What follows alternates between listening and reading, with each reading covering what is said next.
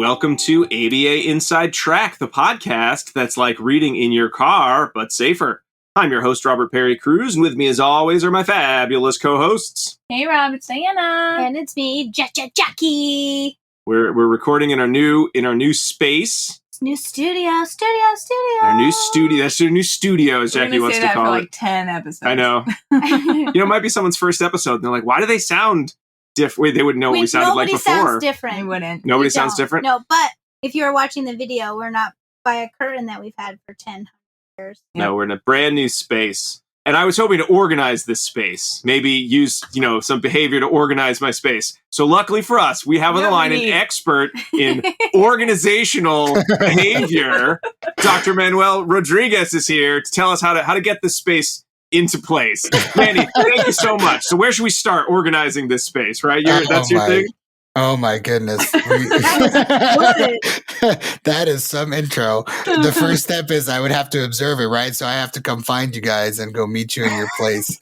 I can't help you if I can't see it, right? Take some pictures, take some videos. Okay, we'll send those to you. But that's what you do. So Manny, you're in the field of organizational behavior management. So you'll help us like I got a lot of books where should I put them, Storage right? solutions. Yeah, right? That's what you do, isn't it? No, that totally not what I do, but I can I'll refer you to one of those people that do good organizing of and we'll make it feng shui for you, but that is not what I do. No. Oh, I got to change these questions real fast, everybody. Sorry. No, but so Manny, as you're an OBM specialist and you've been in the field for a long time, but for folks who are either not as familiar with OBM as I clearly am not, please tell the audience all about yourself and actually what it is that you do. All right, well, no problem. Well, so thanks for having me for the show. So I guess in a nutshell, what is OBM?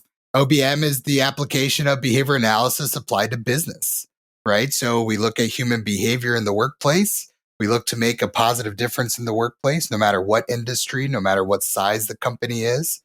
And for the OBM practitioner, what we do, we work with employees, supervisors, managers, executives, board of directors. We work with all of them as our clients, if you will, whether we work inside a company for some function like HR or learning and development or training or what have you, or as an external consultant. We work with them as our clients to help implement change towards making a positive difference in the workplace. I mean, it sounds cliche, but that's really what it's all about. Now, the application of behavior analysis in business may look a little different, may feel a little different, but the science is still the same. The science is still, it's all grounded in behavior analysis. Mm-hmm. And I've been very fortunate, very lucky to be doing this as my career. I discovered this career as an undergraduate student at Florida State.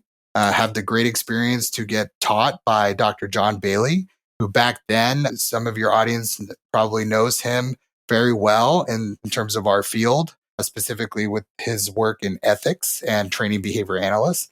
But back then, when I was an undergrad at Florida State, he was actually well known in the performance management OBM circles. He had a performance management certificate program at the undergraduate level, and me and hundreds of students went through that program. And what we learned was the concepts and principles of behavior analysis. We did a rat lab. We had a Skinner rat lab as undergrads. And then we took 2 courses in performance management, but he emphasized the learn by doing approach. And we actually had to implement projects in local businesses in Tallahassee, Florida. And so that was kind of my first exposure to OBM. And so fast forward, I graduated in 2002 to age myself a little bit, and from Florida State, continued on to grad school, continued on in the OBM path, had the great opportunity to get some killer experience points working for the likes of Aubrey Daniels International, which is one of the premier OBM consultancies out there. Graduated with my master's degree from Florida Tech, and went on to a pretty awesome consulting practice, working with some of the larger consultancies. After about 7 years of external consulting, I worked for a chemical company called FMC Corporation out of Philadelphia. And I got to work at a very global scale of about 10,000 employees, implementing all sorts of cool OBM projects in the context of safety. Did that. And then I continued on my career as an OBM practitioner, working with small businesses, large businesses. all the way to present day. So today I have my own company called Bueno Ventures, where we're doing a bit of consulting work. And we also do OBM education. Kind of a selfish plug. We actually just launched a certification in OBM. We have some beta tests. Yeah, we have some beta test users. I can bore your audience on that certification. I'm so excited for it, but not to deviate from our purpose today. But yeah, so that program is 20 years of my work in the making. But when I'm not doing that through Bueno Ventures, I work for a chemical company here in Ann Arbor, Michigan. I'm actually here right now as we're talking. Mentioned that to you. I'm sitting in my lovely hotel looking at the University of Michigan. And what I do for that company is I do OBM Inside, is how I like to call it, doing continuous improvement activities, behavior change models, and also some behavior-based safety work. So yeah, so that's, a little bit about me on the professional side and a little bit about OBM. Manny, if you ever need any other beta testers for that certificate in OBM, I think you might have found. We were both like, "Oh, I want to do that." Well, I wish I did, but we actually got very lucky, and we have 2 beta test groups already going right now. Boo. One is a group of 6 consultants that work out in Sweden, where OBM is there's a lot of familiarity about OBM in Sweden. And then also a beta test group out of college, I should say. I probably shouldn't say who, but a college here in the United States, where a few students and master's students in their ABA program are going through. So getting a lot of great feedback, getting a lot of good vibes. I know that's a totally non-behavioral term to use, but totally getting some good positive stuff, energy out of this program. And we're about to accept our first cohort officially into the program come August. Which is like 2 weeks from now. And then come 2022, we're just going to launch a bunch of cohorts in our certification program. So it's pretty awesome. So Jag, when everyone gets to go, you can still join in or apply to be in the certification program. I will apply. I kind of want to apply. OBM is one of those topics, Manny, that I kind of always had this weird thought of like, oh, well, Aubrey Daniels has done it forever. Everyone else sort of like came into it at some point when they saw a talk or they read a book and they thought, this sounds fun. But you've been doing OBM throughout the entirety of your career. That's what you wanted to do? Cool, and you just went with it. Yeah, well, absolutely. I mean, my ABA career has been with one path and one path only, which is OBM. And, my dad was a CPA. A lot of people don't know that. My dad was a CPA. He was a CFO for a couple of companies. So kind of business was in our blood. He was also kind of an entrepreneur. He had a couple of businesses. One was successful. One was an epic failure. And it was awesome. And he would tell us stories about that. So I kind of had the business blood, business in my bloodline. And then behavior analysis was kind of a happy accident. I learned at Florida State. I can bore you about that story, but behavior analysis was not my career path as an undergrad until into my 3rd year of college. So that was a happy accident, but it's been a fantastic career. A lot of behavior analysts work in the clinical settings, human service settings. I did as well, mostly because in my graduate program, there wasn't jobs from an OBM perspective, like OBM jobs. And I needed money because I was a broke college student, grad school. And so the professor at the time, said, here's a job. And so I became a behavior tech, if you will, not in the sense that we know them today, but essentially a behavior analyst without the credentials back then, working in schools. And I was actually primarily working in schools. I got to work with, and then I quickly found a link between the clinical, quote unquote, clinical behavior analysis and OBM by working with teachers and administrators. Got a chance to do that for the 2-3 years. I was working with teenagers that were at risk with the law, but I never, and I mentioned this because probably your audience is a lot of behavior analysts work with children with autism or adults with autism or some developmental disability. I have very little experience with that. I've never worked with a child with autism. I've never worked with an adult with a developmental disability or mental disability.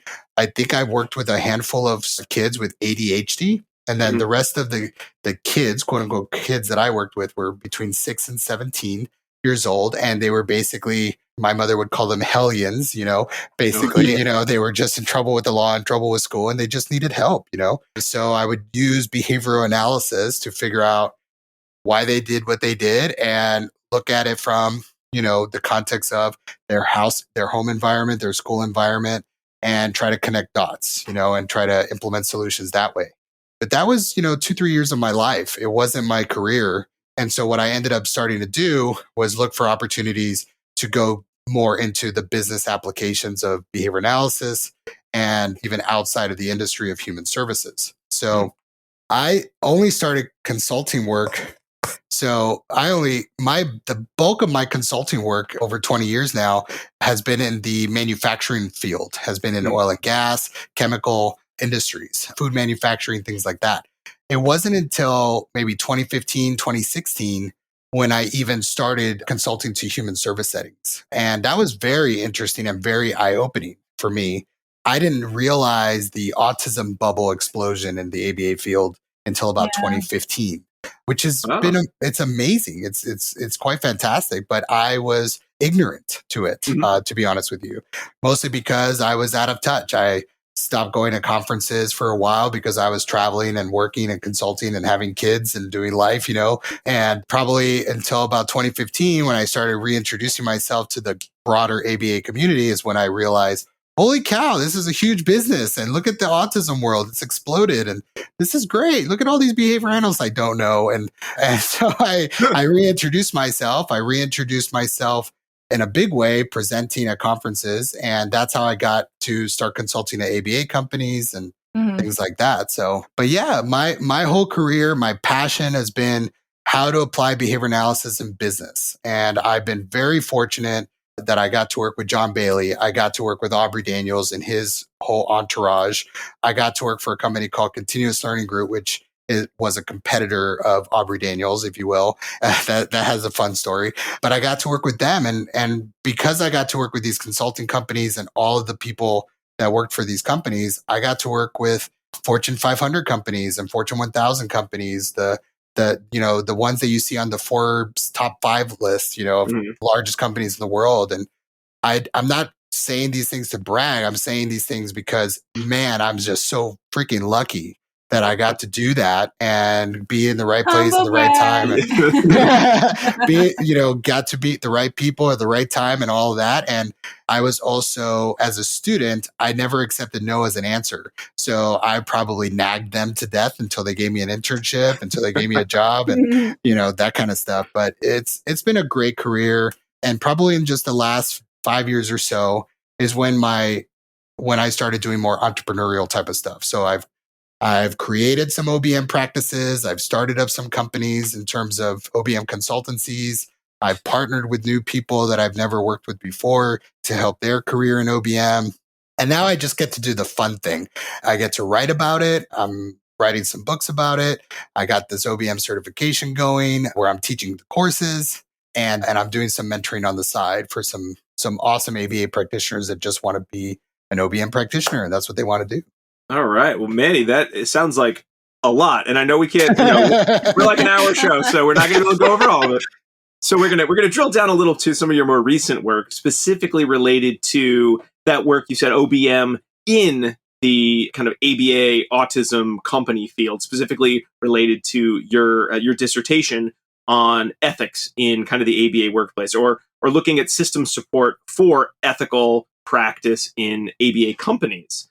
Before we get into sort of how that kind of came about as an area you wanted to focus on, you wanted to do some more research on, I just want to make sure that our audience has the citations and the articles that we'll be discussing. So kind of as a background, we'll briefly be touching upon Diener, McGee, and Miguel's an integrated approach for conducting a behavioral systems analysis from the Journal of Organizational Behavior Management from 2009. Kind of very briefly, sort of a quick background to the more important for our discussion today, your dissertation work, identifying effective systems and processes to promote ethical workplace cultures in the applied behavior analysis therapy industry. Which, again, reading that title, I know most of those words. I know ethics, I know systems and processes, I know ABA, I know therapy. But when I got to that last word, industry, as someone who actually has been a practitioner in treatment for autistic individuals, it did kind of smack me in the face of like, oh yeah, that's right.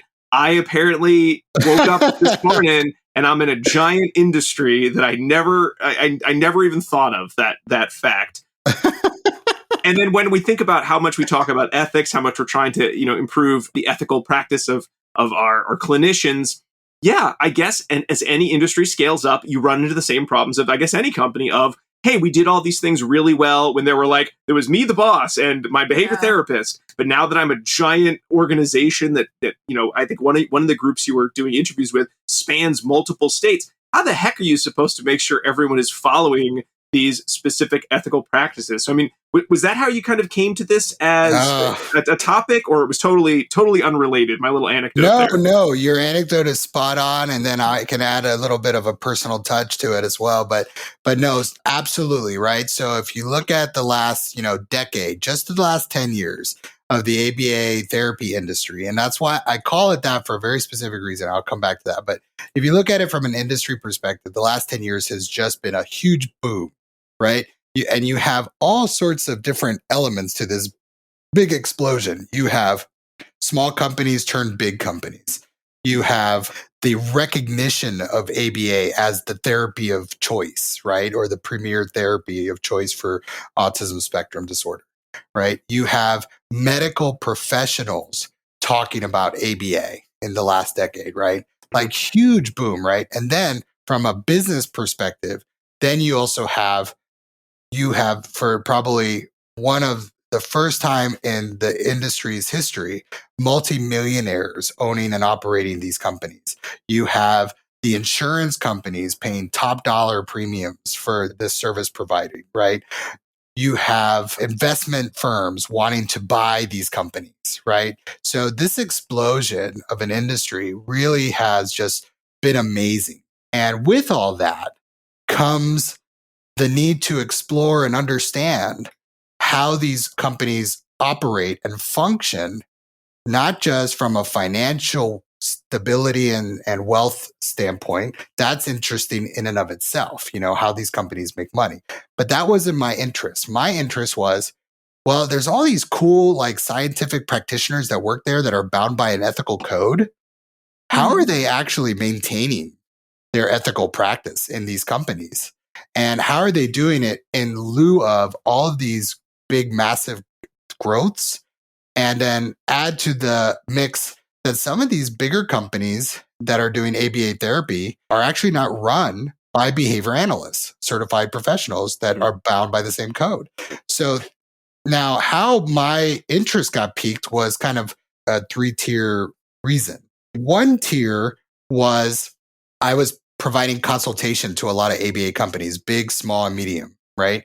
And as I was consulting, every once in a while, and pretty regularly, in fact, while I was pursuing my doctorate, I was consulting to these ABA companies, and the CEOs and the BCBAs would all come, hey, Manny, I want to pick your brain on this ethical conundrum I have. And my first reaction to that was, oh, no. You don't, no, because a lot of it was very clinically oriented. And so I would pass along the baton. But when it wasn't clinically oriented, when it was about, supervision or management issues of the business and things like that, it really became pretty rich dialogues, and it really stimulated my interest in this world of ethics and ABA.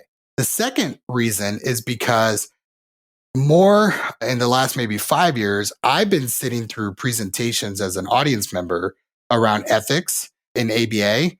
And it's been interesting how many talks and presentations and writings about ethics are very conceptual, are very this is how ethics should be. But nobody was talking about how ethics is. How it's actually being done. And so I was getting sick and tired of all these hey, sorry to be so blunt. This is what happens when you ask me to do a podcast at 8:00 at night. You're just going to get whatever you're going to get. So, but I don't know about you, but I was just kind of sick and tired of the concepts, the conceptual shit.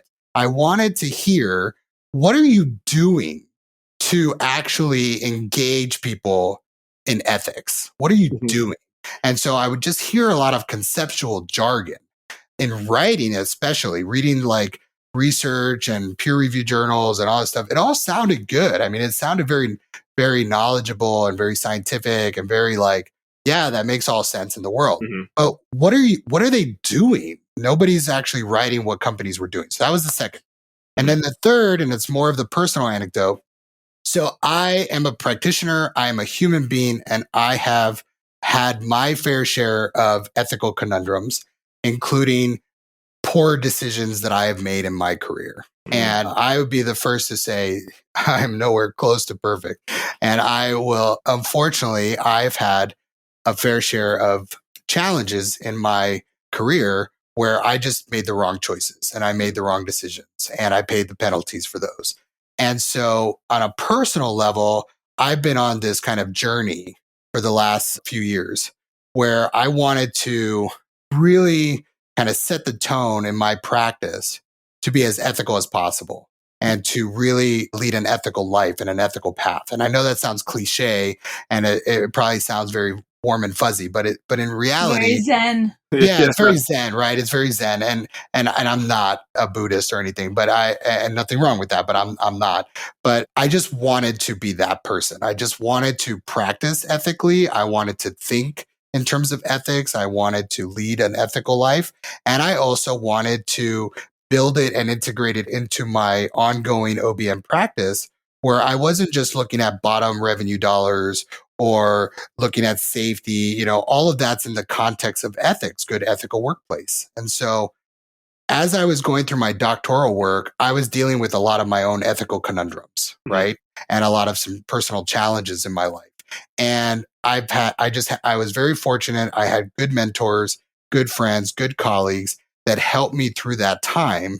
And so lo and behold, I'm in my second year of grad school and getting my doctorate. And they're like, so what do you want to do your dissertation on?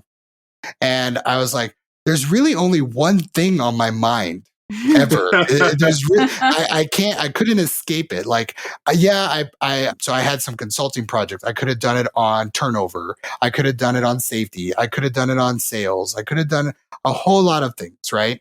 But the only real thing that I was passionate about, that I was really interested in and I was really focusing on was ethics and ethics in the workplace. And so that drove the decision for this research. Good for you, Manny, both on your own reflection, on your own trying to model, how hard ethics can be as someone practicing ABA, but I think also on making sure that it was something that you wanted to pursue with research. Because I know I hear business, the first word that comes to mind is rarely ethics. So I'm glad that you're kind of putting it back there front and center, that as especially in human services, if we don't set up these systems for ethics, how can we expect our practitioners to all follow this high elaborate code? Because I think as an individual, it's hard to be ethical, but it is comparatively easy to have your own journey of ethical reflection than to try to get every single person that you hire of your 100 or maybe 200 or 300 BCBAs to do exactly what you're doing and to practice ethics to the same extent you're doing it. Because so many of them, especially in a growth field like ours, they haven't had the time to develop those ethical muscles because they took the class, they passed the test and they need a job and here we go help these clients, go do your best. So fast paced. Yeah. Mm-hmm. I know we're talking about the growth in this field and that it's a good thing, but I do want to say I think we're all kind of old school here, right? Yeah. We all go way back. I also graduated college in 2002, Manny. Okay. So, all right, good. and I've been working Graduate school in 2000. No, you're doing graduate school. Oh yeah, you're right. Yeah. How old are you, Jeff? Becky apparently has been 50 this whole time. But to look at the growth in our field during the time that I've been practicing is astronomical, and I'm honestly scared about the direction that our field is potentially going in without the proper level of oversight, and ethics is a huge component of that. And it's scary to me to think that these companies might be run by people that don't share our ethical code or have dollars as the bottom line versus client well-being as the bottom line. So I'm glad we're having this conversation. Yeah, well, and I appreciate all the comments too. I want to say a couple things, and I know we want to get into the research and stuff, but one of the reflections I had about my research was one, the whole subject matter of growth and how it plays into ethics. And what's kind of interesting about our field, our industry, is that we have seen growth, but across multiple companies. and as an industry. So from they were small and now they're big, or they're small, but they have satellite offices in multiple cities or something like that. But each individual office is small, right? But they're large in terms of the summation of them. So growth in our industry is very different than, say, in the technology space. Or so the easiest example would be Apple, right? So you have Apple and you have Microsoft. How many people can name another computer giant, right? And there are some, Samsung, and there's others. Internet Explorer. That's part of Microsoft. No. What, everyone? It's not even called Internet Explorer anymore. Yeah, but it's part of Microsoft, right? Yes. And it's part of Microsoft. No, that's Intel. Okay, that's Intel. Okay, Intel. There you go. That would be the company, right? So, but if you look at like IBM, Intel, Microsoft, and Apple, vast majority of people would know Apple and Microsoft, right? Yeah. Today, right? And their growth as an industry was predicated on, look, we just named 4 companies. Can you name, how many companies in the ABA field have grown exponentially in the last 10 years? It's hundreds, thousands. Yeah. Right. So that's a very unique feature. And the ethics of that are very different than the ethics of Apple and Microsoft, who, if you think about, so I've been reflecting on that a lot, because Apple and Microsoft, just in the last 10 years, similar to what's going on with like Facebook in the last couple of years, they've had to actually go in front of government committees to talk about their practices and how they are regulating themselves. And think about that compared to our industry. How many ABA companies have been requested to go stand in front of an ethics committee in the government? It's probably 0, right?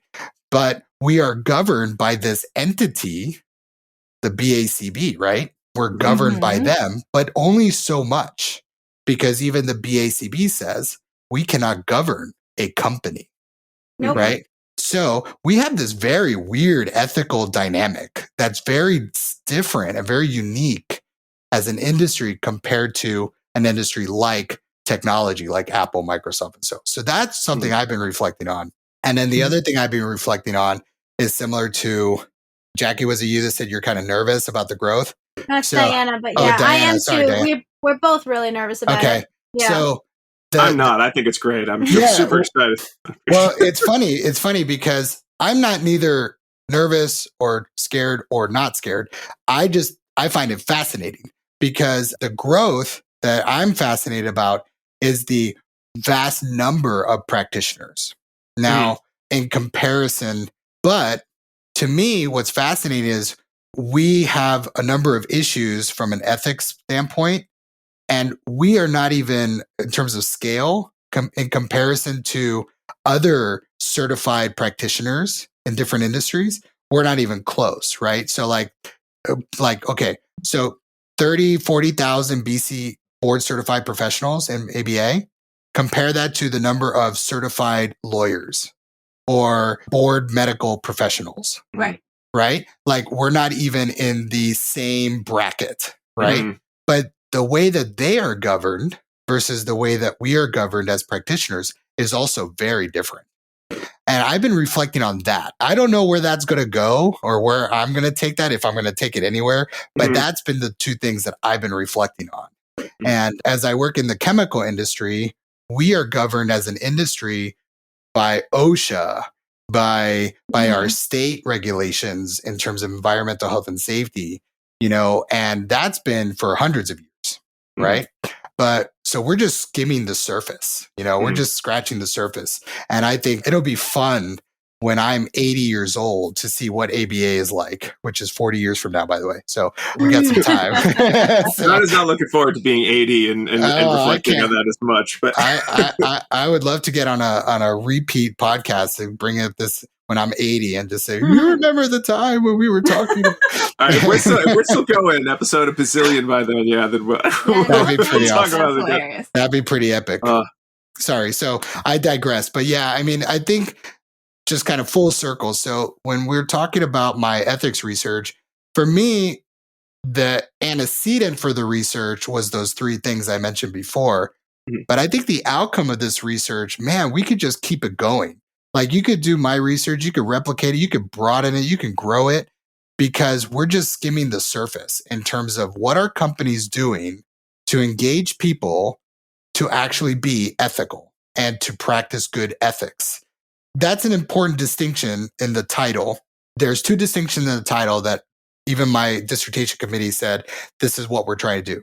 The first distinction was where I write, promote an ethical workplace culture. So that is very specific because we're not talking about dealing with unethical shit, right? That's usually the focus. Fraud, embezzlement, sexual harassment, all those things. That's the stuff it's too late. Somebody got caught and we got to deal with that.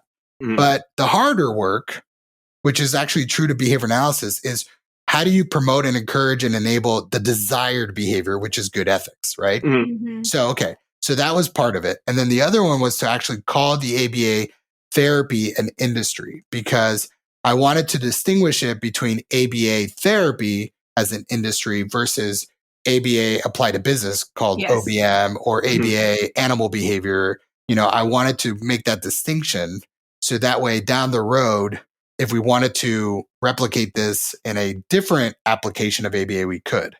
So, Manny, in terms of looking at your dissertation, you were asking, questions. It was interview-based questions on a variety of companies. I think there were three total companies that you interviewed people at various levels of kind of functioning within that company. Yes. But in general, since this is sort of like early research, I mean, spoiler alert, at the end of your research, you came up with more questions, which I think good research should do that, but it was a lot of like, here's what we know, not a lot, and here's a million more questions. Please, take these and go with them, right? Please do more research. I'm not in an academic institution. Yeah, yeah, that's right. But how did you come up with those guiding questions? Because you had, I think it was about 10 questions you asked. You asked the CEOs, you asked some of the BCBAs in the company. Was it a matter of I just looked at the ethics, I looked at what I knew about ethics, I looked at what I knew about OBM, and bam, the questions came fully formed in my head. You had like 100 questions and you sort of whittled them down, with the help of your colleagues. What was that process like? Yeah, it's a great question. So, one of the things about research that I learned in my doctoral program is around the forming of questions, how to select questions, and then how to validate those questions. And the first step is to not do that. The first step is to establish what your research questions are. Like, what's the problem you're trying to answer? So the research questions became kind of the first step. And defining those was probably the more definitive part of this whole research. It's like, well, what are the questions I'm trying to answer, from a research standpoint? So based on those questions, and that was, oh my God, that was a pain. That was like 5 different committee meetings, getting ripped to shreds with red ink. Like, it was amazing. And I would do it again in a heartbeat, but man, that was a painful process. But once I got those research questions nailed, then it was the process of identifying the interview questions. So the way that I did that was I started with the research question and saying, right, so how would I ask this? What questions would I ask that would get me the answers to that research question? And so the way that I did that was through first looking at existing literature that would support it, that would support that research question, and see if they did any type of informant-based interviews and what questions that they asked. And there was actually a surprising amount of literature that supported the research question as well as the interview questions. However, they were not in ABA literature. They were primarily in the world of journals of ethics and journal of business ethics, which is really an important point to make, is that the bulk of my supporting literature in my research did not come from the world of ABA. And that's because the research in ABA is not focused on such a macro looking problem to solve, right? We look at behavior change. We look at kind of micro level behavior change. Sometimes we go into more of the systems things, which is why we talked about behavioral systems analysis in the other article. But the idea is like, even at that point, we're we're not asking these kind of broad societal issue questions. So anyway, so I had to go to like business journals and business ethics journals to get that support. So then once I had the research questions, I started identifying the interview questions. And then I had to, the third step was to validate whether those questions even made sense. So what I had to do is mock interviews with, I contacted a bunch of BCBA friends of mine and some CEOs that operate ABA companies that were not allowed to participate. And I used them as like a beta test. And I said, okay, so I'm going to ask you these questions. Tell me if they make sense. Tell me if they make sense and tell me if what your answer would be. And so I think call it my beta test group, just to validate the interviews. I'm not allowed to use that data, but they validated the questions would answer the research question. You know, they helped me. And believe me, there was a lot of editing involved with these interview questions because first draft of the interview questions made no sense to some people. And so I had to tweak the language, and it was actually quite a test of verbal behavior, you know? So good research, you validate your interview questions, you link it to the research question, you verify that they're good, and then you go to town. So that's how that came to be. So I can't wait to get into the questions and the responses, because that was the part of the dissertation that made the most sense to me as someone who, you know, again, most of my history is in reading research about, you know, treatment outcomes and whatnot. So that part made sense. But you started your dissertation with going over this conceptual model of what the ABA industry looked like. And by my second read through, I think I got it. But was that just a component that was, you know, required because of the, you know, scope of your work in OBM? Did you feel that like the conceptual model of sort of how the different links in a business went together just was important in terms of answering the bigger question of that kind of behavior systems analysis? If I'm not looking at one person's ethics, I'm looking at the organization's ability to promote ethics. I mean, was that it? Am I on the right track, or am I way off? No, you're not way off at all. You're definitely on the right track, but let me clarify a couple of things. You're not quite there. I'm not quite there. You know, I'll be fine with not quite there. No, that's okay. Those are complicated sections. They are. A lot of pictures and circles and lines between things. You did better than I would have done. Well, it is complicated, and it's also very unique in comparison to ABA literature. Because in ABA research, we do not have there's not a lot of conceptual models. There's not a lot of models at all, right? We talk about concepts and principles of behavior. We talk about methodologies, right? We talk about the 7 dimensions of ABA, right? But all of those would be considered concepts and principles. So that's probably the closest to what the business literature, business academic literature would call conceptual models, right? Because you got to start somewhere. So if you kind of go all the way back to history to philosophers, right? Philosophers would talk about an idea, and that idea would then draw illustrations of some concept, and that concept would then eventually be tested. Well, so as I was going through the literature review of my research, different pieces of literature were talking about different elements of an ethical workplace, right? So some literature would talk about leadership behaviors. Some would even distinguish between leadership behaviors and executive leadership behaviors. So executives do one thing, but then the other leaderships down the hierarchy does something else. There's a body of literature that talks about ethical followership behaviors, right? So what do the people do who follow the leaders in regards to ethics?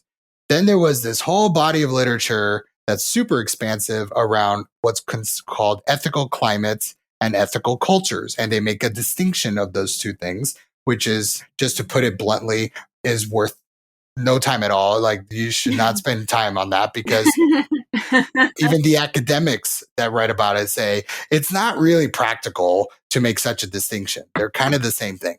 So I'd assume the climate was like, oh, there's a 50% chance of unethical behavior coming up in this, system. With a chance of snow. Yeah, pretty much. Yeah. So no, we could talk about the difference, but really it doesn't matter. I mean, it's just the context of it's just what makes up the company, the practices, the procedures, things like that. But there was a body of literature that talked about that, and only talked about that.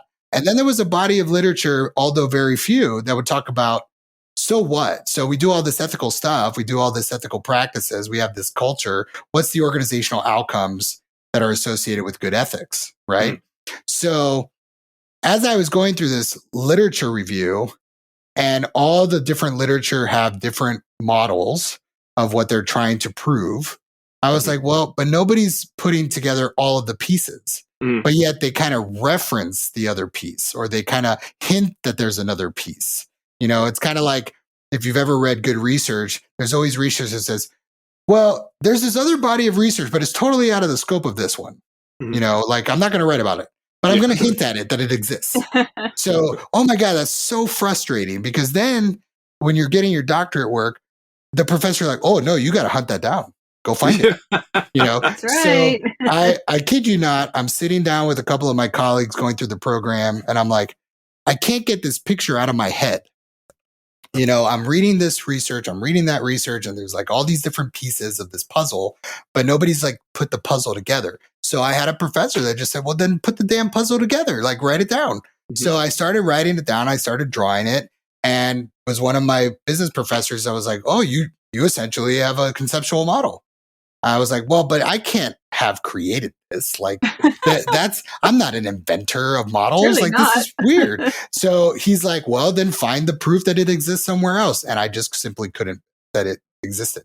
So all that conceptual model did was illustrate what the existing body of literature talked about, but didn't link together. Right. And so then I started thinking about, well, wait a minute. If I develop this conceptual model and I put all these pieces together, then that's what the research should be looking for, is all of these pieces, right? Because if all this research is saying, well, a good ethical workplace has good executive leadership behaviors, has good ethical leadership behaviors, has good followership behaviors, have good climate, culture, and organizational outcomes, then maybe I should interview to find out what they're doing across all those pieces. So then at the outcome of those interviews, I look at the results of the interviews, and it's all anecdotal data, right? And I was able to code it in relation to that model. Because in every interview, they talked about leadership behaviors. They talked about what the CEO does and what the executives do. They talked about what people do as followers of the business. They talked about climate and culture, and not in those words, but they talked about it in relation to my interview questions. And then they talked about what the ultimate outcomes were of a good ethics and practice. You know, like in the ABA clinical world, in ABA therapy, good authorizations, good clinical judgment, you know, those are outcomes. And so that's really the value of that model. The value of the model was to say, if you're going to evaluate ethics in your workplace, look for all of these components. Because if you only look for one slice of that puzzle, you're missing a big element to it. I've actually applied this model in my consulting practice, and it has paid off in dividends. I mean, when you sit down with an executive and you say, all right, so map it out for me. What should the executives be doing? What should your leadership team be doing? What should the employees be doing? What are the policies and practices and procedures? And what are you trying to achieve from all this in terms of ethics? Man, when you paint that whole picture, they're like, this is it. This is our business. This is why we're doing ethics. And it's just been great. Excellent. All right. So we've got our model. We've got our questions. We're going to take a quick break. And when we come back, Dr. Rodriguez is going to walk us through some of the specific answers that he got and what that means to us as practitioners. We'll be right back.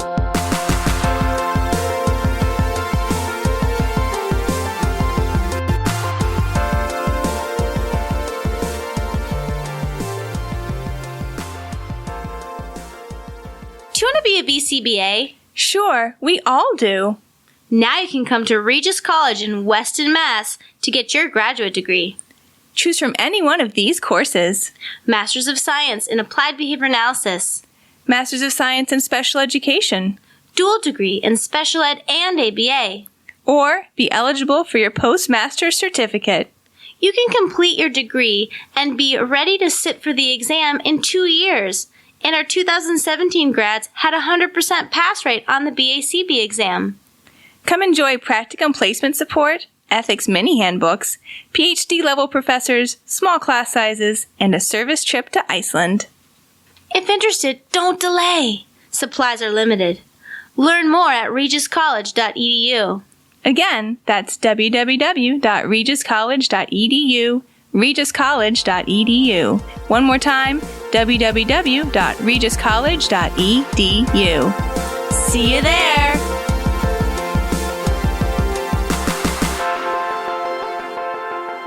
And we are back talking with Dr. Manny Rodriguez about ethics in the ABA workplace. But before we do that, I just want to remind all of our listeners that ABA Inside Track is ACE approved. By listening to the show, you can earn 1 Type 2 learning credit. All you need to do is finish listening to the episode, hear the thrilling conclusion, and then go to our website, abainsidetrack.com/getceus, GET-CEUS, and enter in 2 secret code words. And we have special guest code words this week. The first of those is Oldsmobile, OLDSMOBILE. It's a type of car. Manny, did you ever own an Oldsmobile yourself? I know you mentioned there was some art.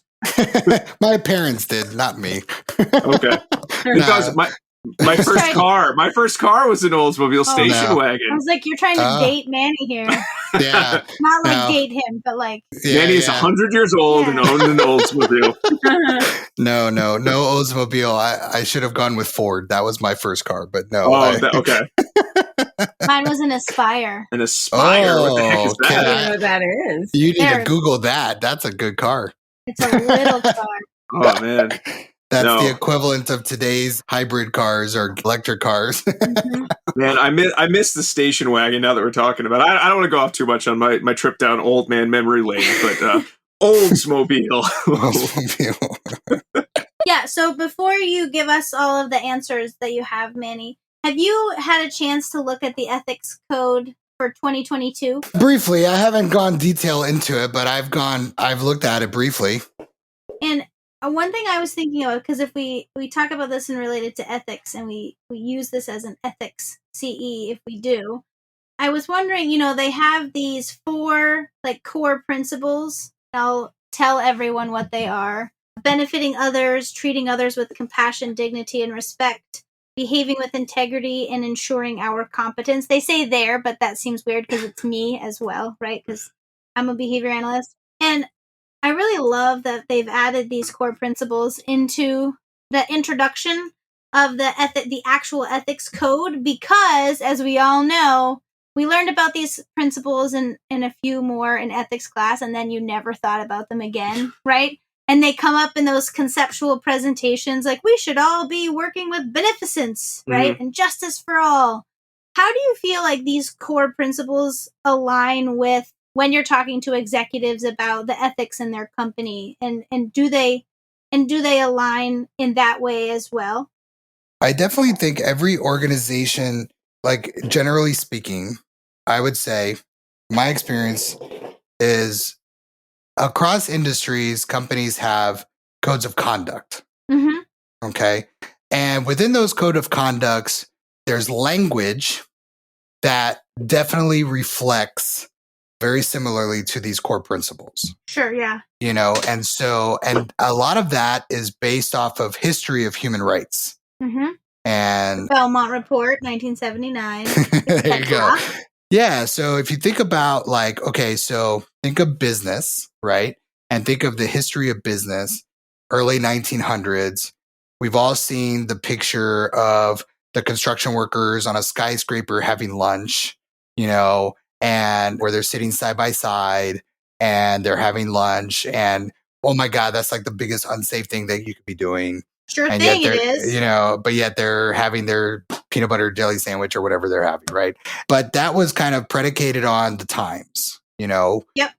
Then you fast forward and you think about diversity and equity and inclusion, and you think about today's civil rights and being humanitarian and all of that in the context of the workplace. And so these core principles, I would say, are parallel language that would exist in like a code of conduct, right? Yep, I would agree with you. Yeah, and most companies have codes of conduct. Now, do companies have codes of ethics? Okay, and I think that that's a distinction because code of conduct doesn't necessarily pertain to like what's in our ethics code, right? Because that's geared towards a professional practice, right? As opposed to what a company does with a code of conduct is saying all employees who work for this company will obey these codes of conduct. Right. And they're pretty universal, right? Yep. You know, no sexual harassment, you know, don't I like don't that. No sexual harassment. no sexual harassment, like no stealing, no fraud, you know, like the big ones, you know? Yeah. And then there may be, you know, codes of conduct that are more specific depending on the industry, right? But at a general level, at a very broad level, I would definitely say these core principles align with that. Sorry, I have one more question for you. Yeah. Getting them in now before you start. So I'm thinking of a behavior analyst that's a behavior analyst, but the specialty is in OBM.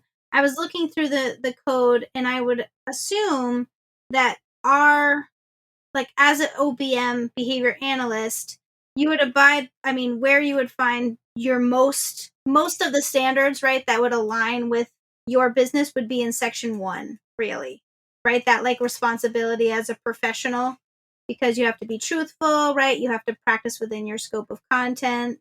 You have to be aware of your bias, right?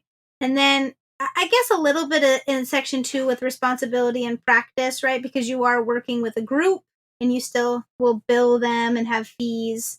I'm wondering if you think there's any deviation, right? Or do you think and maybe you don't know, but the code kind of is bigger now, like more umbrella-y in terms that, you know, if we're looking at even like section 3, responsibility to clients and stakeholders, maybe the client is the organization as it stands. Well, so it's interesting that we're talking about this. So there's a recent article in the Journal of Organizational Behavior Management that was written by a guy named Dr. Nicholas Weatherly. And if you ever want a guy who's really good at podcasts and talking and you want an ETHICS CEU, get him next because, and you can tell him I said that. So I will. Yeah, he's a good buddy. And, but the reason I'm suggesting him is he wrote a brilliant article that I've referenced in my certification program, selfish plug. It's called The Ethics of Organizational Behavior Management. And I can send you the article if you want, and then you can bug me. I want it. Yeah. Okay. I'll send it to you guys after the show. But he just wrote it. It was published in 2021, so it's fresh off the press. In that article, he does reference and talk about the BACB ethics code and its relationship to OBM. And he reflects on kind of how it's done and you know, its relationship. So let me kind of answer your question. But I'm referencing that because a lot of what I think Nick thinks too and other practitioners think. So the first answer to your question is just remember that I think it's important. Being an OBM practitioner, being a behavior analyst does not mean you have to be a board certified behavior analyst. Sure. That's a very, very important distinction. It's something that I have talked about and argued with other behavior analysts because before I got my BCBA, I have it for the second time in my career. So I let it lapse when I first got it because I didn't need it. And I was doing my OBM practice and I would go to these ABA conferences without a BCBA. And they would say, well, what do you do? I said, well, I'm a behavior analyst. Well, you don't have BCBA next to your name. I know. And because that's not what the board's about. So that's one distinction, you know, the code of ethics. And I've studied the code. I told you guys, you know, kind of briefly, I've gone through my own ethical conundrums and the code and I became best friends and bedfellows. And I know that code, not the newer one, the one before this one. Sure. Yeah. So I studied this and it was very important to me to really reflect on your question that you're just asking, because as an OBM practitioner working in business and being a BCBA, so first, because I'm a BCBA, I'm bound by the code, right? Now, there's OBM practitioners who are not BCBAs who are not bounded by the code. And so your question, kind of worded differently, if I may, is can the BACB code pertain to an OBM practitioner's practice who's not a BCBA? And my answer is... That is what I was asking. Yeah. And my answer is absolutely, without a doubt. So if I was looking at it in terms of, with that as kind of like the main answer. Are there differences? Are there points in the code that would be kind of difficult, from an OBM practice or just different? And I don't think so. We'd have to go into like the details. Yes. But like, for example, the one that comes up a lot is around the responsibility in public statements. Mm-hmm. So in an OBM professional, you're a consultant, right? You are an external consultant and you have clients. And if you're not a BCBA, you're not bounded by a code of compliance to not using public statements of clients, right? So let's, testimonials from current clients. In fact, getting testimonials from a current client is actually a marketing strategy for consultants. You can now, though. In Ethics Code 2022, you can use testimonials. Well, it says it has non-advertising purposes, using testimonial from former clients for advertising, and then soliciting testimonials from current. And they make those distinctions. Yes. And I haven't read the details, but in the previous one, they said no, right? They said absolutely not, and Absolutely people got around it by Yeah. having not the BCBA market, but Right. like a marketing firm market. Yeah. Right. So and I'm looking at the new code, so it says soliciting testimonials from current clients. Because of the possibility of undue influence and implicit coercion, behavior analysts do not solicit testimonials from current clients or stakeholders for use in advertisements designed to obtain new clients. This does not include unsolicited reviews on websites. So if a current client says, man, I love you guys. You guys are amazing. I can't believe the quality of service, blah, blah. It was totally unsolicited. Maybe you can use that, right? That's kind of what it's implying. Mm-hmm. Okay. Well, if you're not a BCBA and you're doing OBM practice, testimonials from current clients, whether you solicit it or not solicit, man, that is your marketing strategy 101.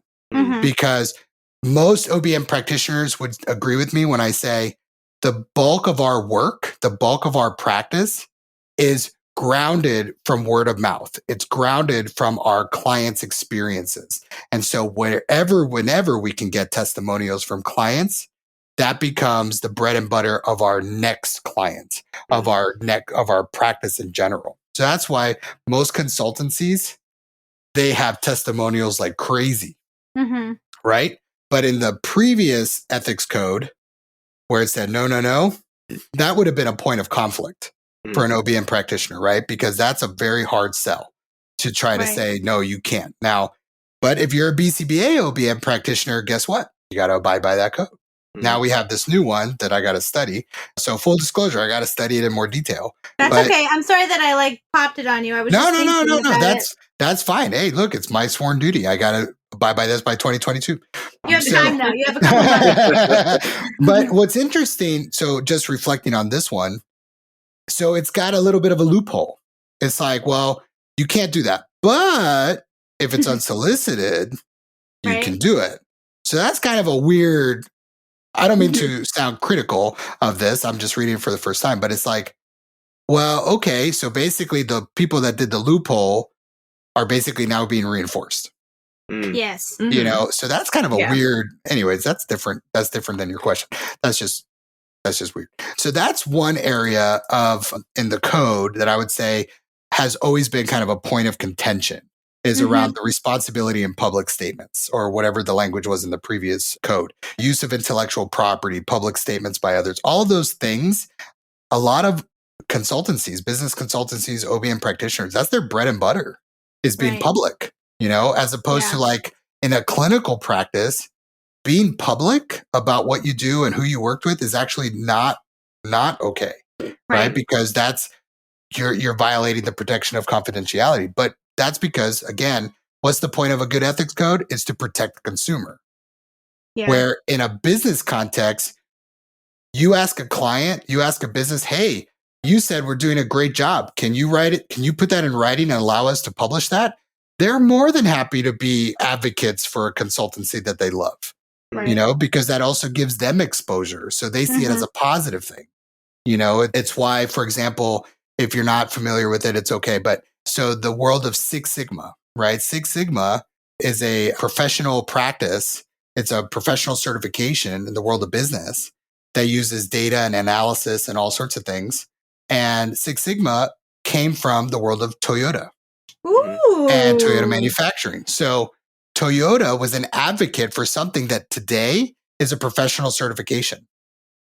So, but that wouldn't have happened if Toyota wasn't public about it. Yeah, the more you know, right?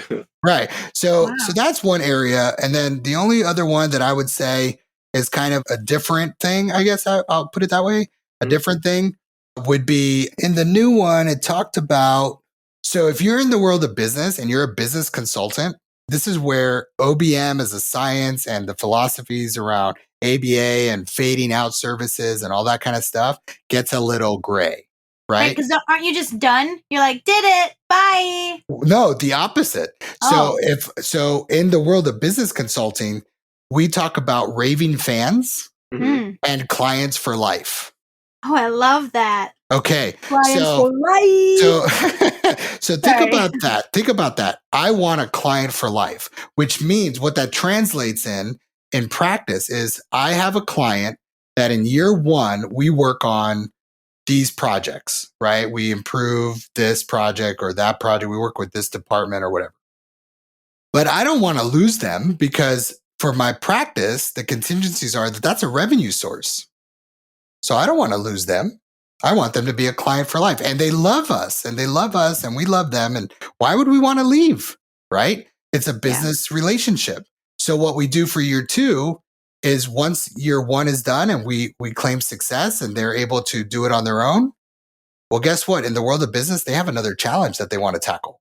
That's true. So they either come to us or we go to them and we say, hey, why don't we try to tackle this next challenge in the next year? Well, so think about that. And then think about the world of ABA clinical work and discontinuing services and fading out programs. There are, of course, ABA clinicians who have a client for multiple years, right? Because maybe the problem behavior is so severe, or maybe because they haven't achieved generalization or they haven't achieved sustained maintenance, whatever. Sure. So they'll maintain a relationship with a client for 2, 3, 4 years. But at some point, especially for children, in that child's development, the behavior analyst fades out, right? Sure. Okay. Well, in the business context, we're not children. We're adults working in a collaborative setting, and we have contracts and we have agreements and all of those kind of cool legal stuff that says this is our role, this is your role, and we're doing a service for you. Yeah. So in a business context, if you're getting great service and you're an adult and you're an executive and you see an opportunity to engage that consultant to do another project, you're going to go ahead and do that because it's good for the business, right? Yeah. So continuity of service in terms of our code of ethics is probably right on par, but the fading out stuff is where it gets a little bit murky. Sure, but maybe you never need to fade out though because you have like beginning, middle, and advanced skills, right?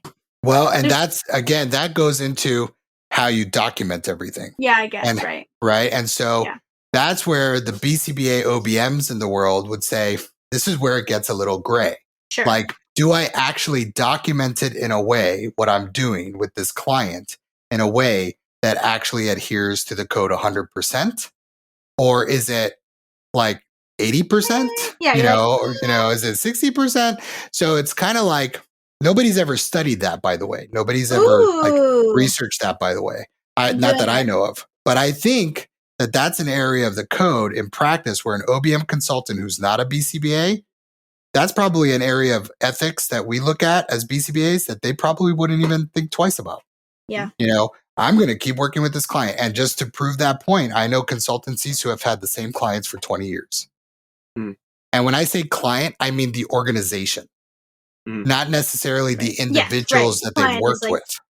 Right. That's another interesting challenge for OBM is who's the client, define the client. Right. And we don't have a single individual named the client. We have the organization as a whole, the employees, the shareholders, the consumers, they're all clients in some form or fashion. So we've got multiple systems. We've got the updated code. We've got a lot of issues that are going to go into sort of what organizations need to think of. But I do want to bring bring us back to kind of the key questions that you were looking at least as a starting point. And you're very clear in that in your dissertation too, Manny, that this is a starting point. There's a lot more to be. We just went over, like 3 or 4 great, ideas for, hey, here's where the research could go. Manny, I want to quickly paraphrase kind of the general questions you were asking folks. So you're interviewing individuals at various levels of these organizations, and the kind of the general questions you asked were sort of, how does each individual define ethical behavior? What do they see as the ethical challenges in the field? What strategies influence that ethical behavior? What doesn't influence that behavior? What are the strategies that they see as supporting prevention and addressing unethical behavior? Do they feel that the mission and values of the organization reflect the promotion of ethics and ethical behavior? Which characteristics of leadership define ethical leaders? Which of those leadership behaviors are critical for encouraging ethical behaviors of others? How is ethics incorporated in decision-making? And one of my favorites, because I kind of love when people ask this question, how do we know any of this is working? It's like, thank you so much for your hour of time. How do you know that any of this matters at all? Kind of comes down to it. And, I did love how you explained that, given that you're looking at interviews, you're looking at anecdotes, really the focus seemed to be on those. What are the themes? Where are you seeing the same answers? And you have tables, so, the reader can go and look at every single response. But at the end of the day, I'm guessing what's important in these interviews is if you're seeing the same answers over and over across multiple individuals, those are probably the areas that are going to be most likely of import, and the ones that would need, more analysis first, right? Right. So we've got our questions. I guess, were there any answers or were there any themes that just jumped out at you as, aha, this seems like the big ethical keystone in promoting ethical behavior in the future, or maybe not? Yeah, there were definitely a few. There were definitely a few that were the most consistent, such as the role of training and the role of mentorship and supervision. That was definitely a big one.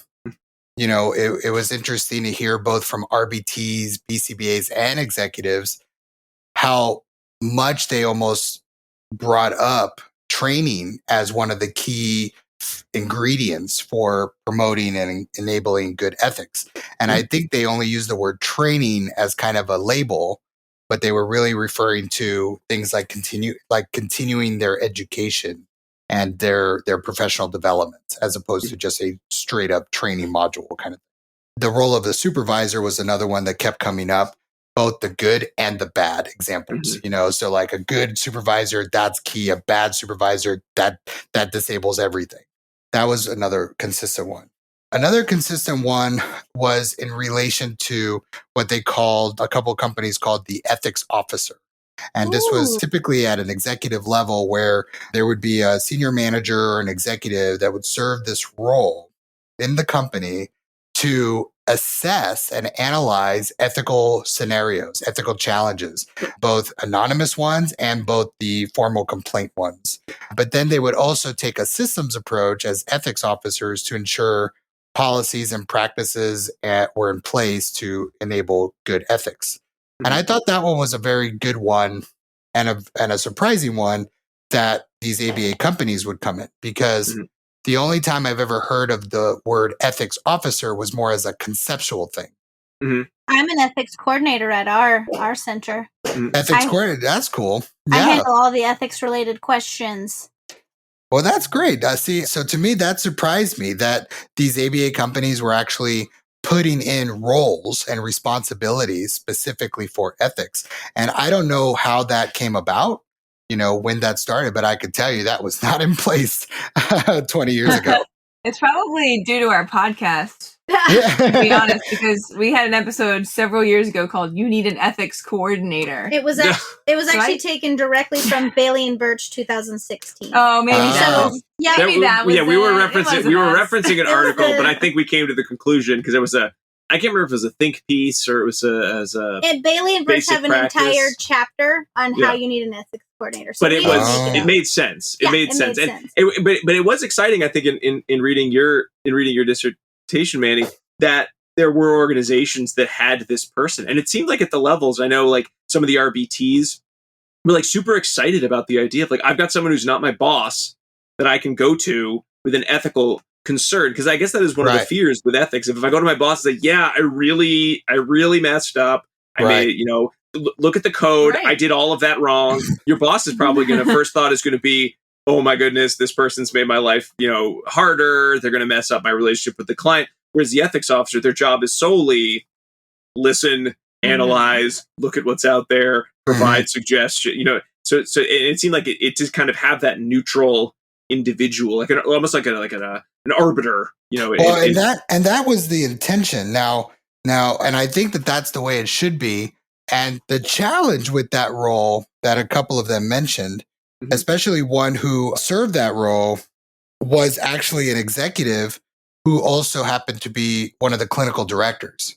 So that's kind of a challenge where you're the ethics officer, you're a clinical director, you're a BCBA, you're wearing all these hats, but the hat of the ethical officer, maintaining your approach as unbiased, as non-accusatorial, non-punishing, like that's a tough role to play. But she talked about that a lot. So, I definitely, the role of the supervisor, the role of training, the role of the ethics officers, all those came into play. And then the only other thing that was probably the most common was the focus on the consumer. Like that, just no matter if it was the RBT or the BCBA or the executive, they almost always came back to that. Whether they were talking about clinical judgment, whether they were talking about treatment integrity, whether they were talking about their own supervision, whether they're talking about ethics training, whatever it came up to, they were like, the whole point of this is to make sure we're protecting the consumer, that we're doing the right thing for the consumer. Fill in the blank consumer. That it just kept coming back to that. And I thought, to me, that warmed my heart that they were all focusing on that aspect of their business. Yeah. I know I think it was one of the RBTs mentioned, and I wasn't sure if it was across a couple companies or across, one company. It did seem like ethics for at least that one company was a component of the kind of the job responsibility. They mentioned scorecards a couple times, like almost like it was part of the checklist of, are you doing a good job? I think someone even mentioned there were some incentives around ethical behavior. Was I reading that correctly? Or were there companies that did see ethical behavior as something to put on their checklist of, you are a good employee, you got a bonus? No, there was not necessarily a bonus, but they did include ethics and ethical practices, ethical trainings. They included things that they wanted people to engage in with regards to ethics in their performance scorecards and performance evaluations. So they would have the way that they would have these discussions like, okay, did you get your clinical hours? Did you get your supervision hours? And did you get your ethics training? Like it was like all, and that's just like a simple example of that conversation. But it was a very robust system. It was only one company that did that out of the three, but they used these scorecards as a way to kind of holistically talk about the culture that they're trying to drive with regards to performance, getting good quality services, and also ethics. And that was the CEO of that company in particular. She was driven that direction first when she learned about kind of the science behind scorecards from an OBM perspective. She kind of dived into OBM. I've known her for years, and she dived into the OBM literature and self-taught, and she implemented these scorecards. And then at some point or another, she was tackling a bunch of ethics challenges. And she's like, why don't I just include ethics in my scorecard? Like, how do I do that? And so she figured all that out herself. And so by the time I interviewed her and her RBTs and BCBAs, I was shocked. I was like, oh, that is super cool, super unique. Why is nobody else doing that? She basically said, nobody's probably doing it because nobody's really thought about it. Nobody's written about it. And people equate ethics as kind of like this thing that's separate, that's kind of universally applied to everything we do. But also it's kind of separate in comparison to like talking about billable hours. Sure. So it was kind of a weird conversation too, because on the one hand, when she would talk about like billable hours and the focus on service delivery, it's like, yeah, ethics is in everything we do, which is true, right? So, but then at the same time, we do ethics training. We do we tackle ethical problems. And all of that is isolated from in other practices other than this one company. What she found was all of the ethics conversations are kind of isolated and not brought into the same conversations when we talk about billable hours and supervision hours. Mm-hmm. And so she just wanted to put them all together. Mm-hmm. And I thought that was brilliant. I mean, I agree. I think ethics, when we just talk about ethics, it can be very vague. And when you're able to sort of think about, well, what are the ethical behaviors? You can write them down, you can codify them, you could talk about what it is you're doing. I mean, I think that was kind of some of the crux of why you wanted to do this as your dissertation, of the idea of, I'm tired of hearing about how we should be doing ethics. What are ethical behaviors as we all practice them? Like, let's get a little more concrete. I'm the same with ethics, by the way. Like, it's too vague. I need like an answer. I need the anecdote. I need something to grab onto, or it just sort of goes in one ear and out the other. It's like, that sounds nice. That sounds good. I'll do that. I'll try. Right. Right. Exactly. Yeah. And I think that's kind of my summary at the end of all this research is like, man, this all sounds really great. This all sounds like practical, useful information. And so there's like the practitioner side of me is like, hey, everybody, listen to these things and do these things. They're really working, and these employees are saying so. And then there's the research kind of scientist in me that's like, oh my God, we need way more research to validate that this is true, right? Mm-hmm. Because my anecdotal interview data is like a sample, and it's a very small sample. The sizes of the organizations are pretty reflective of the industry, right? One company had about 20, 30 people. One company had 160. Right. And then the other company was a small ABA group and a very large 10,000 plus people organization. Yeah. And that is very similar to a lot of behavior analysts' experience with their work. So they just but 3 companies, like how many ABA service providers are there? There's thousands. Yeah. And I'm just, that research just skimmed the surface. So I would love somebody like pick up the research and like do something with it and do more with it. Maybe one day if I get an academic position, I'll keep doing it. But right now in my personal life and my practice life, I don't have I don't have time to do it. So. I mean, you could do it right now while you're at this hotel, right? Instead of watching TV, Manny. Right. Or being on podcasts. I mean, I could totally do research. No, I'm just joking. But I mean, I agree with you. Like, I would love to do the research. I think the problem is I'm a practitioner. I've always been a practitioner. And so if I was to do this in practice, then I would interview a bunch of companies. I'd write up a blog and say, here's what I did and here's what my findings were. And it would totally probably not be sound research. It'd break all the rules. It would probably not have it won't earn me a new doctorate. like to get a doctorate, to get a PhD, you're following a regimen, a very sound research protocol where as a practitioner, go to town, do some research, do some applied research. That's the best part. Give it a shot, try it, test it, write it up and post it on a blog. That's what I used to do as a consultant. I wasn't worried about peer-reviewed journals and, making sure that I had all the data right or whatever. I just wanted to ask some questions, get some answers, and see if it helped other people. So, I mean, Manny, in terms of talking about like what that research that could be picked up, might be. I mean, and you have some great ideas in the dissertation, but I think where would you, if you had like all of a sudden someone's like, here you go, here's a big huge chunk of time and you get to do the research. I mean, would you look more at the generality of some of the themes? Would you look more at, it's great that some of these practices are in place. Do they result in better care for the clients and stakeholders? I think that was kind of a topic that came up a little bit of, it's great to talk about ethical behavior, but if ethical behavior and ethical practices in a company doesn't result in better services, that's kind of a weird disconnect. We wouldn't expect that. Would there be a line that you're like, that's the line? If someone's going to do research tomorrow or start the research project tomorrow based on your findings so far, is there like a line that you'd say that's the one I think is the most important for the field? Oh man, I wish you would have asked me that question before so I could think about that one. That's a great question. I think that's a great question. I mean, there was so many different things that came up that puzzled me that I would be like, oh man, this would be great research to do this and that. And, it's been 7 months since I got my doctorate and you're like, I don't want to think about it right now. No. I was going to say, I think my answer 8 months ago Mhm. is different than it is today. So like everything that I wrote up and my conclusions and what future research should do, I think is still right on. Mhm.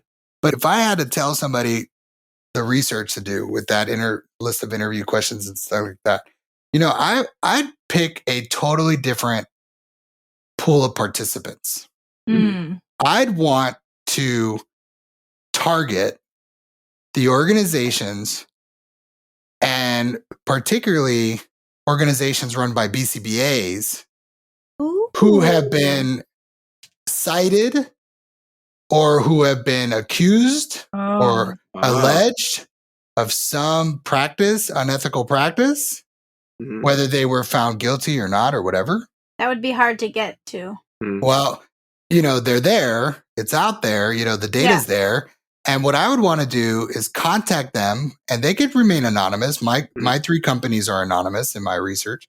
I didn't specify who the name of the companies are. So there's ways to do that to maintain confidentiality. But what I would want to do is say, all right, you're a CEO of an ABA company, you're a BCBA, you were accused of unethical behavior and you fought it, right? And that's the target audience. I'd want to talk to those people, the ones that said, somebody accused me of something, I fought it, I was not found guilty of any unethical practices, and I still run an ABA company today.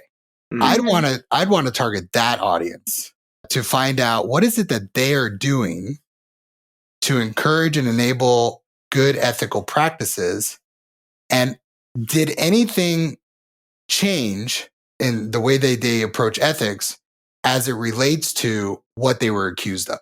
Ooh, I like that. That's a great line. And to me, that would be awesome. That would be like profound research to uncover.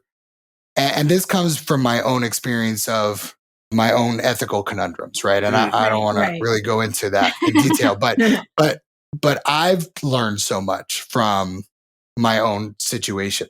And so I can only guess, so good research, I can hypothesize that somebody who is accused of something, who leads an ABA company, my hypothesis would be that event would teach them, they would learn something from it, and they would modify their behavior as a leader of that ABA company to maintain an ethical path. So this is what we have to do. We have to find the names of every single director and founder of an ABA company, and then single-handedly look up their name in the BACB public posting of who gets in trouble, right?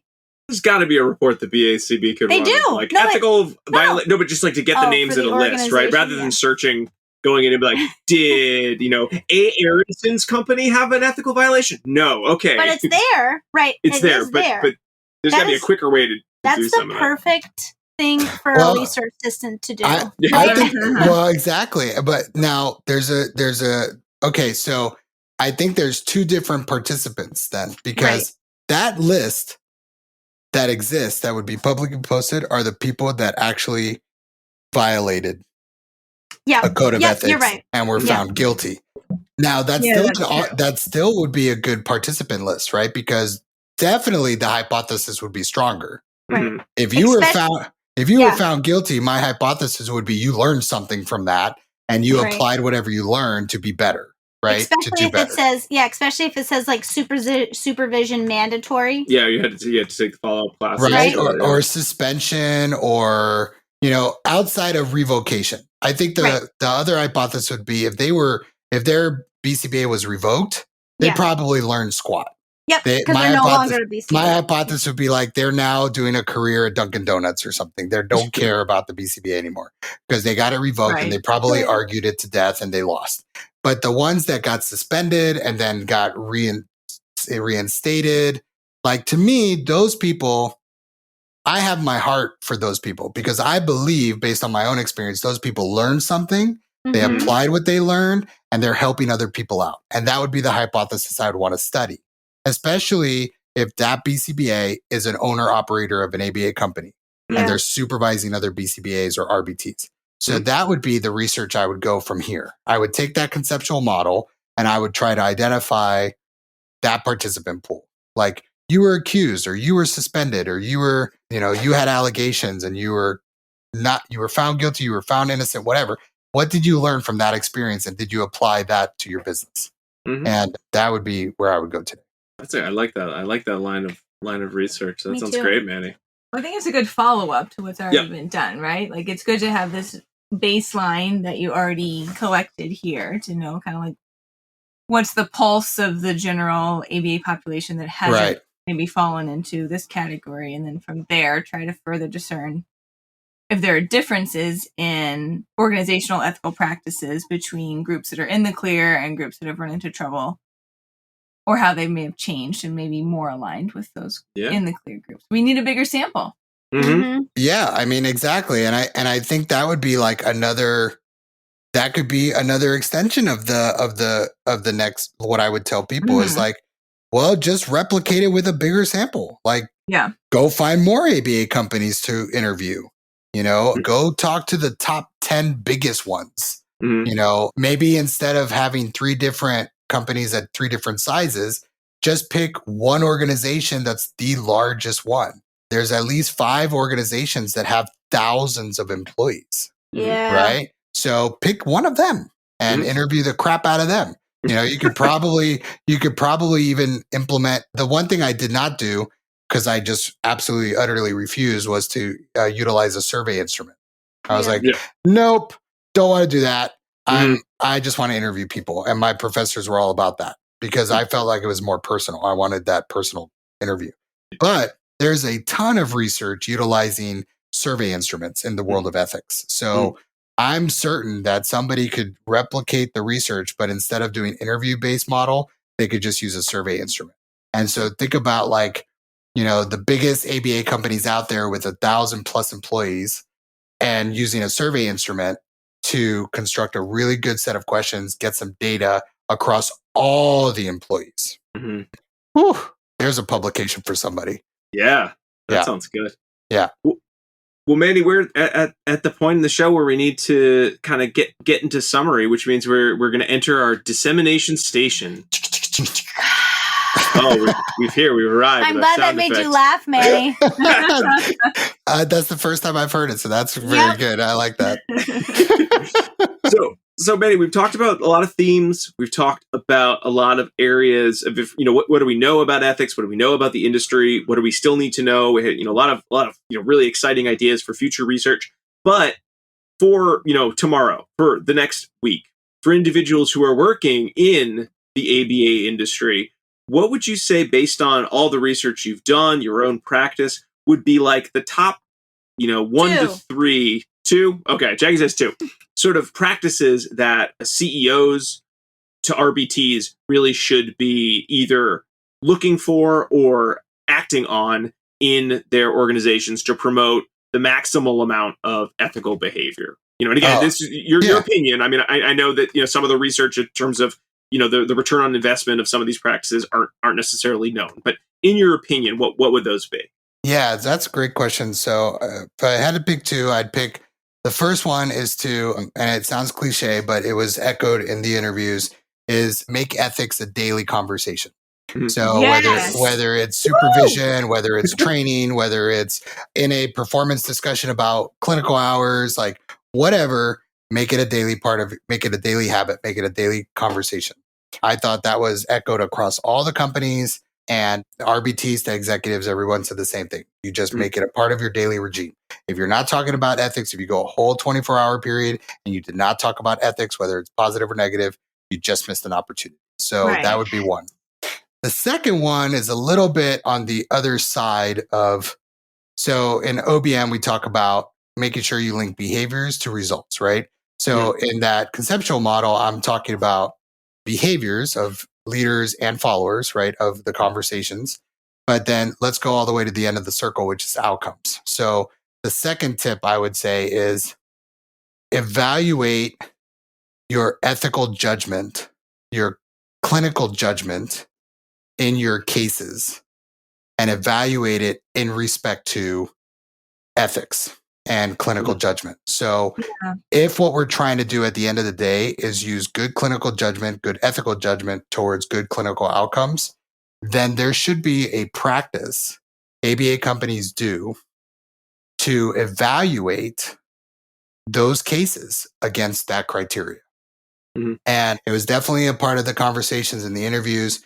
They talked about it in terms of outcomes, but, treatment integrity, treatment efficacy, clinical judgments, authorizations, like all these things that we say are important are what we're trying to achieve. How good are we at evaluating those things? Mm-hmm. And how often do we evaluate those things?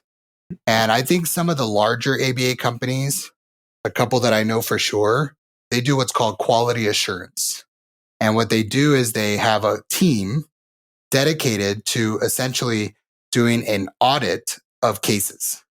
And they sit and they look at the case notes, they look at the case logs, they look at the data, they look at the progress reports, they look at the intake packet, they look at all of that stuff collectively and say, as a BCBA, who's the auditor, as the BCBA, do I agree with this BCBA?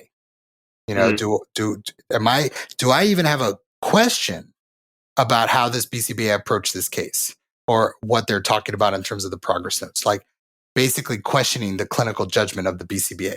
Mm-hmm. And I think that is an amazing practice, but I also think it is not a practice that a lot of ABA companies do. Mm-hmm. And the reason I think that, this is just a sole opinion and hypothesis. I don't have any data to back this up. But the reason I think that is because of the heavy reliance on supervision. Mm-hmm. But the supervisor in the world of clinical practice is way too close to the case. Mm-hmm. And I think what I'm talking about as the second bullet is having an unbiased third party evaluate a case. Mm-hmm. So that it's not the supervisor and it's not the BCBA on the case. It is somebody totally neutral that's just looking at it from a fresh perspective and asking that question. Like, would I do it the same way? Do I have any questions from an ethical or clinical judgment perspective? I think that would be the second thing. I love that. I love that as like a policy, as a practice, as part of the kind of the procedures. I think that's a great idea, Manny. Thank you. Well, Manny, thank you so much. We really appreciate all the time you took tonight to talk with us about your research, about the ABA industry. As you kind of just said, it still feels like such a funny term to use, but it's so true. That's what we're talking about here. If individuals are interested in contacting you about your research, about maybe they want to be a part of your certification program when that comes out, is there a way that they can contact you? So we have a website, of course. It's buenoventures.com. Bueno is good in Spanish. So BUENO Ventures, VENTURES, buenoventures.com. You can check us out. We're very proud of that website. We just updated it actually. So we've been in business since 2019 and you can reach me through that website or you could just email me directly. No problem. Manny, MANNY at buenoventures.com. Once again, big thanks to Dr. Manny Rodriguez for coming on the show and talking with us all about ethics in the ABA workplace. I want to make sure that everyone gets that second secret code word so you can earn that one ETHICS CE. And it is, again, it's a guest code word, softball, SOFTBALL. The sport, it's like baseball, but the ball is slightly bigger. They pitch differently. We've seen some local town games. It's quite exciting. But Manny, in addition to being an OBM expert and having, received that, his doctorate in business administration, also softball coach. Wow. Softball. All right. We really hope you enjoyed this episode of ABA Inside Track. And this really wraps up our month of supervision and supervision related episodes, although this is actually an ethics episode, but supervision adjacent, I would say. Thanks to Jackie and Diana for all of their help on the show. Thanks also to you for listening. We really hope that you leave us a review on Apple Podcasts, Spotify, Stitcher, wherever you like to get your podcast. Maybe think about subscribing to the show. A lot of other ways that you can reach out to us. You can certainly find us on social media as ABA Inside Track. We're on all the major platforms. You can go to the website, abainsidetrack.com, to find links to all of the articles discussed in our episodes, an archive of our old episodes, as well as to purchase CEs. you can go to YouTube, our YouTube page, where these episodes are posted with the YouTube subtitling feature. And if you're interested in, getting a little bit more content, you can join us on Patreon at patreon.com/ABA Inside Track, where for $5 a month, you can get your episodes a week ahead of time. We're just updating our tiers to try to, kind of see what's new for the new year of ABA Inside Track. So check us out there, as well as to get some special extra episodes. We also want to thank a few other people who helped make this podcast possible. Dr. Jim Carr for recording our intro and outro music, Kyle Sturry for creating our interstitial music, Dan Thabit of the Podcast Doctors for his editing work, and Hollis Irvin from Sycamore Workshop for its visual design. We'll be back next week with another full-length episode, but until then, keep responding. Bye!